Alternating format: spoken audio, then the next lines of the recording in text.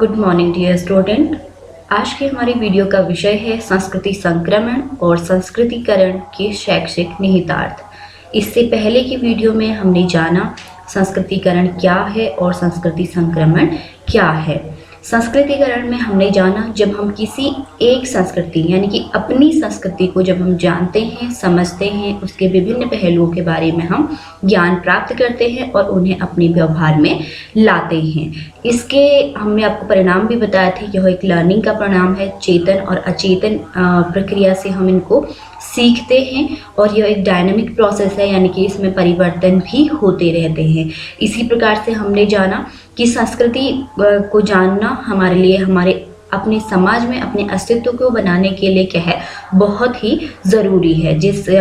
यदि अगर हम अपनी संस्कृति को अच्छी प्रकार से जानते हैं तो हम अच्छी प्रकार से उसमें समायोजित हो पाते हैं, वहाँ अपने अस्तित्व को बना पाते हैं, यानी कि हमें समाजीकरण की प्रक्रिया भी क्या होती है, अच्छे से होती है। इसी प्रकार से संस्कृति संक्रमण यानी कि किसी अन्य संस्कृति को सीखना, अन्य संस्कृति की जो बातें हैं, विचार हैं, उनकी जो धारणाएं हैं, उनके जो वैल्यूज़ हैं, उनको ग्रहण करना और सीखना। यानी कि हर संस्कृति में अपने कार्य को करने की अलग क्या होती है, विशेषता होती है। तो उन किसी अन्य संस्कृति की जो कार्य प्रणाली है उन्हें सीखना, उनके जो जिस प्रकार भी वो अपनी संस्कृति में कार्यों को करते हैं, व्यवहार करते हैं, क्या उनके मूल्य हैं, उन्हें सीखना। इसके अंतर्गत हमने एक तथ्य ये भी बताया था, इसके अंतर्गत हम किसी दूसरी संस्कृति के जो प्रभावी तत्व होते हैं, यानी कि जो बहुत ज़्यादा प्रभावी होंगे, जो इफेक्टिव होंगे, जो ज़्यादा डोमिनेंट होंगे, उन्हें हम क्या करते हैं, सीखते हैं। संस्कृतिकरण के अंतर्गत हमने अपनी जनरेशन यानी कि हम अपने जो पहले की जनरेशन है उससे क्या करते हैं, अपनी संस्कृति को ग्रहण करते हैं। लेकिन संस्कृति संक्रमण में हम क्या करते हैं, किसी अन्य संस्कृति के जो लोग हैं उनसे संस्कृति को ग्रहण करते हैं। ये हमको क्या करता है, विविधता को ये क्या करता है, बढ़ावा देता है। तो इसी के अंतर्गत हमने बताया कि जो संस्कृतिकरण बहुत ज़्यादा ज़रूरी होता है। संस्कृति संक्रमण यदि ना भी हो फिर भी हम समाज में अपने अस्तित्व को बना पाते हैं।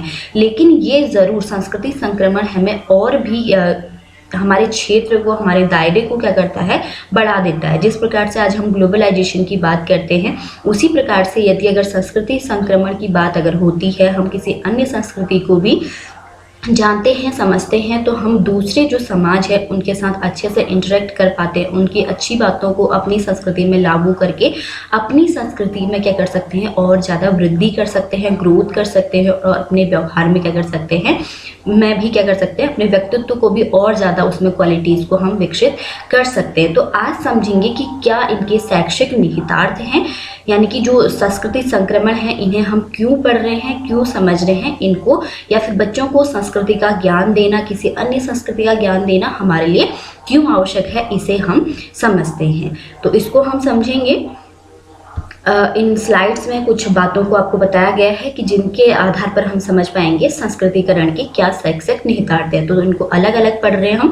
पहले हम संस्कृतिकरण के शैक्षिक निहितार्थ को पढ़ेंगे, उसके बाद हम पढ़ेंगे संस्कृति संक्रमण की क्या शैक्षिक निहितार्थ हैं। तो कुछ बातों को मैंने आपको बताया है, कुछ को हम इन स्लाइड्स में पढ़ते हैं। तो पहला पॉइंट है, अपनी संस्कृति को जानने समझने के लिए प्रेरित करती है। संस्कृतिकरण यानी कि जब हम अपने कल्चर की बातें बच्चों को बताते हैं तो ये इसको जानने के लिए क्या करते हैं, बच्चों को प्रेरित करते हैं। यानी कि बहुत बार ये भी होता है कि हम अपनी संस्कृति के बारे में नहीं जानते तो इसका कोई इफेक्ट उन पर नहीं पड़ता है, उन्हें ये लगता है कि उन पर इस बात का कोई इफेक्ट नहीं पड़ रहा है। लेकिन इसके एक क्या होते हैं, ब्रॉडर परिणाम हो सकते हैं। अगर आप संस्कृति के बारे में, संस्कृतिकरण के बारे में आप जानते हैं तो बच्चों को उन्हें जानने समझने के लिए हम क्या कर सकते हैं, प्रेरित कर सकते हैं, तथा संस्कृति के अनुसार वांछनीय व्यवहारिक परिवर्तनों को लाता है।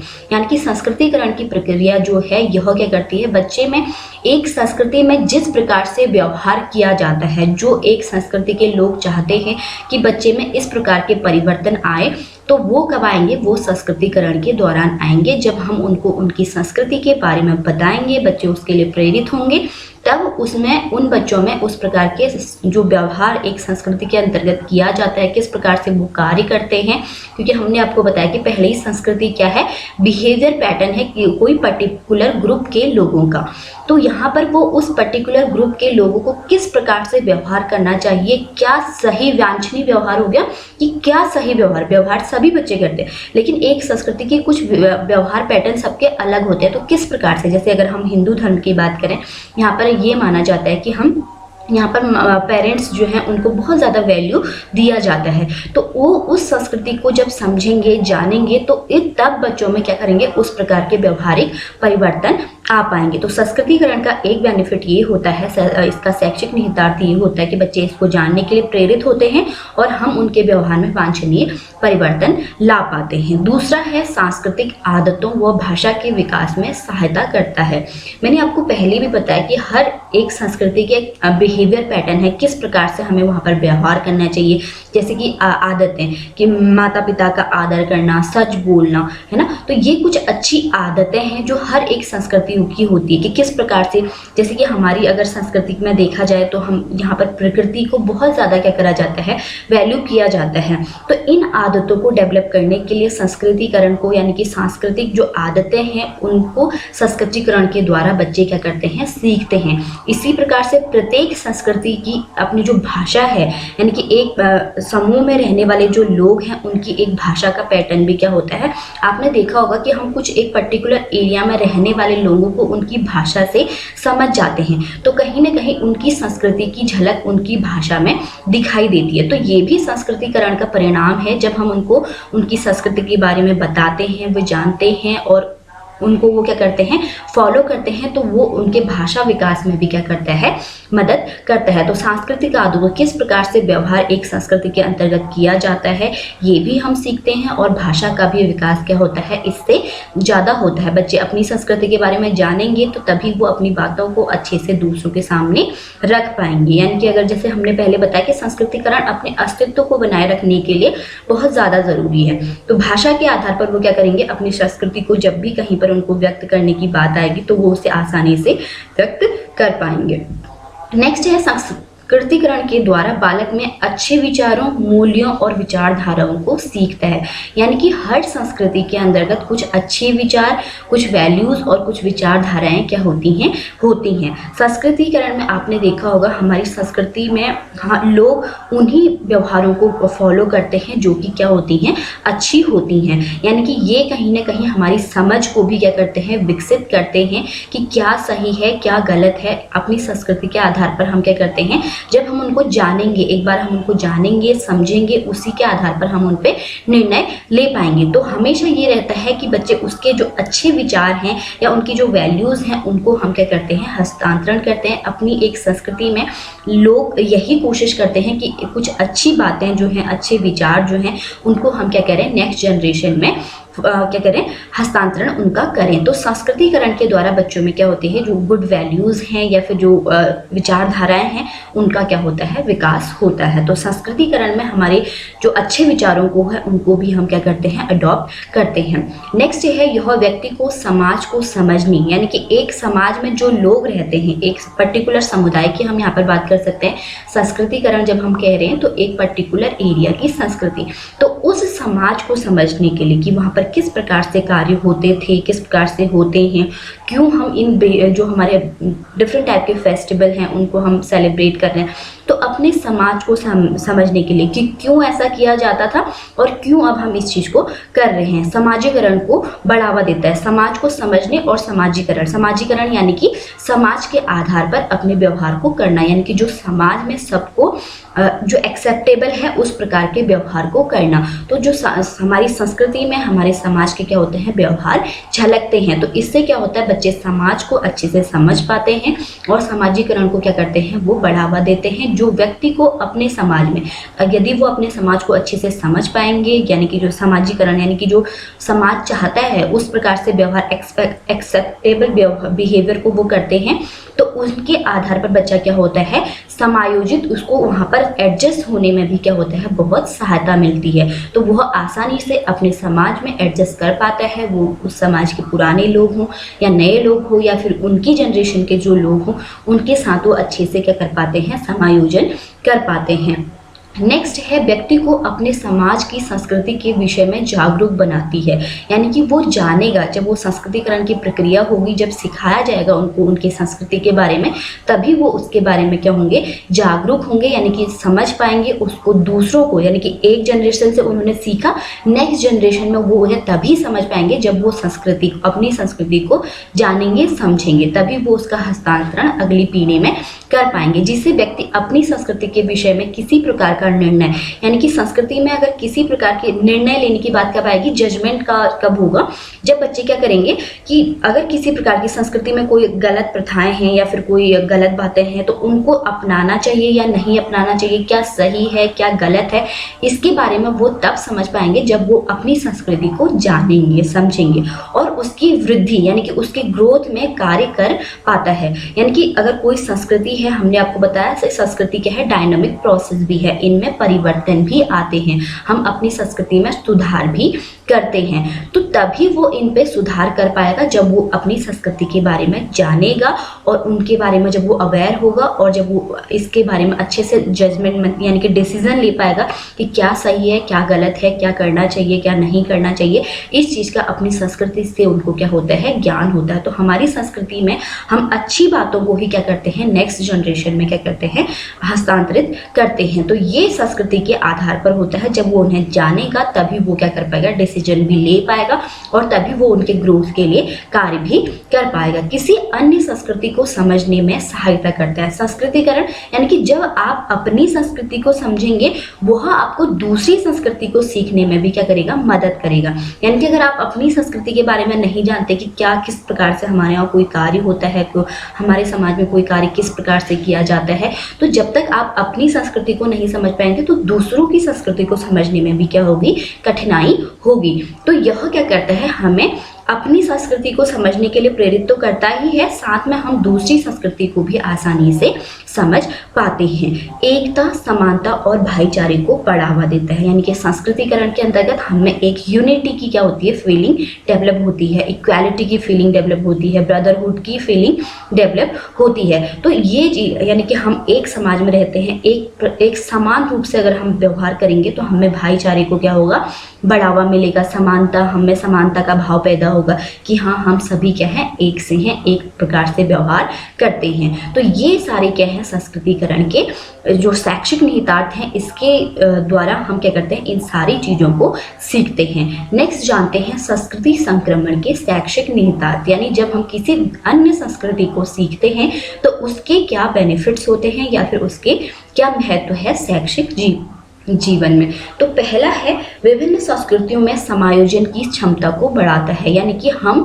किसी अन्य संस्कृति के लोगों से भी अगर मिलते हैं तो वहाँ पर हम क्या करते हैं, आसानी से एडजस्ट हो जाते हैं। तो ये क्या कर रहे हैं, हमें जो अन्य संस्कृति के लोग हैं उनके साथ भी समायोजन में क्या करता है, हमारी मदद करता है। आपने देखा होगा कि अगर हम जानते हैं दूसरों की संस्कृति के बारे में तो आप उससे फ्लुएंटली या फिर फ्रैंकली उससे क्या कर पाते हैं, बात करते हैं, वो आपके साथ अपनी बातों को शेयर करता है, आप उसके साथ क्या होंगे, अपनी बातों को शेयर करेंगे, तो इनके बीच में आपकी बॉन्डिंग भी क्या होती है, अच्छी होती है। तो विभिन्न संस्कृतियों में हमारी क्या करता है, समायोजन क्षमता को बढ़ाता है। व्यक्ति किसी सांस्कृतिक वातावरण में आसानी से कार्य कर पाता है। यानी कि अगर उसे किसी अन्य संस्कृति में, यानी कि एक समुदाय में तो वो रहता है, लेकिन यह है कि हमारा दायरा आज के समय पर अगर हम बात करें तो हमारे कार्य करने के क्षेत्र भी क्या है, बढ़ गए हैं। तो जैसे हम ग्लोबलाइजेशन की बात करें तो हम किसी भी जगह पर जाकर अपने कार्य को करते हैं। तो अगर हम दूसरी संस्कृतियों को जानते हैं तो उस संस्कृति में अगर हमको कार्य करने का अवसर मिलता है तो हम वहां पर आसानी से कार्य कर पाते हैं। दूसरा है कुशल नागरिक का निर्माण करता है। एक कुशल नागरिक हम उसे ही बोलेंगे जो क्या करता है, यानी कि उसके आसपास एक तो वह अपने समाज तक सीमित है, एक दूसरी समाज भी उसके सामने है, वो वहां पर भी अपने अच्छे से कार्यों को कर पा रहा है। यानी कि एक देश के अंतर्गत भी हमने बोला कि बहुत सारी संस्कृति हो सकती है, भारत देश ही है तो इसके अंतर्गत भी क्या है, बहुत सारी क्या है, संस्कृतियां हैं। जब हम इन सभी संस्कृतियों को जानते हैं, उनके बारे में समझते हैं, उनकी संस्कृति में कोई अच्छी बातें हैं उनको ग्रहण करते हैं और उनके उसमें कोई अगर उनकी संस्कृति में कुछ गलत व्यवहार है तो उन्हें हम सुधारने का प्रयास करते हैं, तो उसे ही हम क्या कहेंगे, एक कुशल नागरिक कहेंगे। यानी कि वो क्या है, एक कुशल नागरिक है जो अपने देश के, यानी कि फिर अपने देश के या फिर ग्लोबल लेवल पर हम बात करें तो कहीं पर आसानी से कार्य कर पाता है, तो तभी हम उसे क्या कहेंगे, एक कुशल नागरिक कहेंगे, यानी कि एक इफिशिएंट सिटीजन हम कह सकते हैं। तो ये क्या करता है, संस्कृति संक्रमण एक कुशल नागरिक के निर्माण में भी क्या करती है, सहायता करती है। किसी दूसरी संस्कृति के अच्छे विचारों और मूल्यों को ग्रहण करता है। यानी कि इस संस्कृति संक्रमण के द्वारा क्या होगा कि वहाँ पर अगर दूसरी संस्कृति में कोई अच्छे विचार हैं तो उन्हें हम अपने संस्कृति में लागू कर सकते हैं और उनको ग्रहण करके अपने व्यवहार में ला सकते हैं। यानी कि एक संस्कृति में अगर आपने कोई चीज़ नहीं सीखी, कोई अच्छा विचार अगर आपने नहीं सीखा, वो किसी दूसरी संस्कृति से आप सीखते हैं और अपने व्यवहार में लाते हैं, तो यह आपके व्यवहार को क्या करता है और सुधार करता है। तो हम दूसरी संस्कृति से भी कुछ अच्छे विचारों, जब हम संस्कृति संक्रमण होता है, यानी कि जब हम दूसरी संस्कृति की बातों को सीखते हैं, मूल्यों को सीखते हैं, तो वहाँ के अच्छे विचारों और अच्छे मूल्यों को भी हम क्या करते हैं, ग्रहण करते हैं। नेक्स्ट आता है नए ज्ञान का निर्माण करता है। हो सकता है कि एक बात आपने अपनी संस्कृति में नहीं जानी, लेकिन हो सकता है किसी अन्य संस्कृति में वो विचार हो, व्यवहार करने का तरीका हो जिसे आपने सीखा, तो इससे क्या होता है, नए ज्ञान का भी निर्माण होता है और उसके अच्छे विचारों का अन्य क्षेत्र में भी वो प्रयोग कर सकता है। जब नया ज्ञान अगर हम क्रिएट करते हैं, न्यू नॉलेज अगर हमें मिलता है, तो हम उसे किसी और जगह पर भी क्या कर सकते हैं, प्रयोग कर सकते हैं। जैसे कि हमने बोला कि आपकी संस्कृति में नहीं है वो अच्छी बात, तो आप उसको दूसरे से अडॉप्ट करके, दूसरे से लेकर के अपनी क्षेत्र में भी उसको क्या कर सकते हैं, प्रयोग कर सकते हैं। इसलिए मैंने आपको बताया था संस्कृति संक्रमण के दौरान क्या होते हैं, नई संस्कृतियों का भी जन्म होता है। यानी कि जब हम अपनी संस्कृति और नई संस्कृति से सीखी हुई कुछ बातों को यूज करते हैं तो एक नई संस्कृति क्या होता है, जन्म होता है। तो संस्कृति संक्रमण के द्वारा क्या हम क्या कर सकते हैं, उनकी अच्छी बातों को किसी नई जगह पर भी हम यूज कर सकते हैं। नेक्स्ट है समाज में अच्छे संबंध बनाने और सकारात्मक दृष्टिकोण को विकसित करने में क्या करता है, सहायता करता है। किसी के साथ जो भी डिफरेंट सोसाइटी के लोग हैं, उन सोसाइटी में हमारे रिलेशन क्या करता है, अच्छे बनाता है और सकारात्मक दृष्टिकोण को, यानी कि दूसरे लोगों के प्रति हमारा जो दृष्टिकोण होता है, जब तक हम दूसरे संस्कृति के लोगों को जानेंगे नहीं, समझेंगे नहीं, तो उनके बारे में हम किसी प्रकार का विचार नहीं रख सकते। तो जब हम उनके बारे में जानते हैं तभी हम उनके लिए एक क्या करते हैं, यानी कि पॉजिटिव, अगर आप उनकी संस्कृति के बारे में नहीं जानते वो किस प्रकार से व्यवहार करते होंगे, आपने देखा होगा बहुत सारे ट्राइबल एरियाज में अपनी अलग संस्कृति होती है। आपने उनको देखा कि वो उनका जो पहनावा है, तो उनके पीछे हर किसी का कुछ ना कुछ क्या होते हैं, लॉजिक होते हैं, या उनका जो ड्रेसिंग है या खान पान से रिलेटेड है, या फिर वो कहीं ना कहीं ज्योग्राफिकल एरियाज की वजह से भी क्या होते हैं, इफेक्ट होते हैं। तो अगर आपने फर्स्ट टाइम अगर आपने उनको देखा है तो आप हो सकता है कि आप उनके लिए कुछ नेगेटिव जो फीलिंग है वो बना सकते हैं, लेकिन जब आप उनके पीछे को जानेंगे कि क्या है, क्यों, किस लिए वो ये सारे इस प्रकार के व्यवहार करते हैं, तो तब आपका क्या होता है, एक पॉजिटिव एटीट्यूड उनके प्रति क्या होता है, डेवलप होता है। तभी आप उनके साथ क्या कर सकते हैं, एक अच्छे रिलेशन को आप बिल्डअप कर सकते हैं। फर्स्ट नज़र में अगर आप देखेंगे तो आपको थोड़ा सा ऑकवर्ड वो चीज़ें लग सकती हैं, तो जब आप जानेंगे, क्योंकि हर संस्कृति के पीछे अपनी कुछ विशेषताएं होती हैं, कुछ लॉजिक होते हैं जिनके आधार पर वो उस प्रकार का व्यवहार करते हैं। तो ये क्यों कर रहे हैं, किस लिए कर रहे हैं, जब आप उनको समझेंगे, जानेंगे, तो तब हम क्या कर पाते हैं, उनके लिए एक पॉजिटिव एटीट्यूड को अपना डेवलप कर पाते हैं। नेक्स्ट है नेतृत्व गुणों का विकास करती है। आपने उनको समझा, उन लोगों को समझा, अगर आपको इस प्रकार का कोई कार्य करने की क्षमता मिलती है तो आप क्या कर पाएंगे, वहां पर आसानी से कर पाएंगे। तो इसके कारण क्या होता है कि आप उन लोगों को जानते हैं, तभी आप दूसरे लोगों पर भी क्या कर सकते हैं, नेतृत्व कर सकते हैं। यानी कि अगर आप अभी सभी लोगों को नहीं जानते हैं, उनके विचारों के बारे में नहीं जानते हैं, उनकी संस्कृति के बारे में नहीं जानते हैं, तो आप वहाँ पर आपका नेतृत्व क्षमता क्या हो सकती है, थोड़ा कम हो सकती है। तो ये क्या करती है, नेतृत्व गुण, यानी कि नेतृत्व करने के गुणों को भी क्या करती है, डेवलप करती है। सहयोग और सहकारिता, यानी कि कोऑपरेशन की, हेल्प की, कोऑपरेशन की, जो हमारी फीलिंग क्वालिटीज हैं, इनको क्या करती है, डेवलप करती है। तभी आप उन लोगों को हेल्प कर पाएंगे। कोई प्रॉब्लम होगी तो तब आप वहां पर क्या कर पाएंगे, उनको हेल्प कर पाएंगे। यहाँ पर एक एग्जाम्पल इस प्रकार से दूंगी। आपने देखा होगा कि जो अगर हम यहाँ पर अपने प्राइम मिनिस्टर का एग्जाम्पल लें, तो आपने देखा होगा कि वो जिस भी एरिया में जाते हैं वहाँ उस संस्कृति में जो जिस प्रकार से बात की जाती है, उनकी लैंग्वेज जो है, किस प्रकार की उनकी भाषा है, उसको वो क्या करते हैं, क्या करते हैं, उसको यूज करते हैं। तो ये कहीं ना कहीं उनकी जो नेतृत्व क्षमता है उसके गुणों को क्या करती है, विकसित करती है। तो इससे संस्कृति संक्रमण के द्वारा आप अच्छे नेतृत्व यानी कि लीडरशिप की क्वालिटी को भी क्या कर सकते हैं, डेवलप कर सकते हैं। नेक्स्ट है वैज्ञानिक दृष्टिकोण को विकास करता है। वैज्ञानिक दृष्टिकोण यानी कि जब हम चीजों को एनालिसिस करके देखते हैं, एक सीक्वेंस में हम जब किसी भी चीज को स्टडी करते हैं, तो इससे क्या होगा, यानी कि जब संस्कृति संक्रमण होगा तब जब आप उसे जानेंगे तभी आप उसके बारे में एनालिसिस कर पाएंगे, उसको एक सिस्टमैटिक वे में स्टडी कर पाएंगे।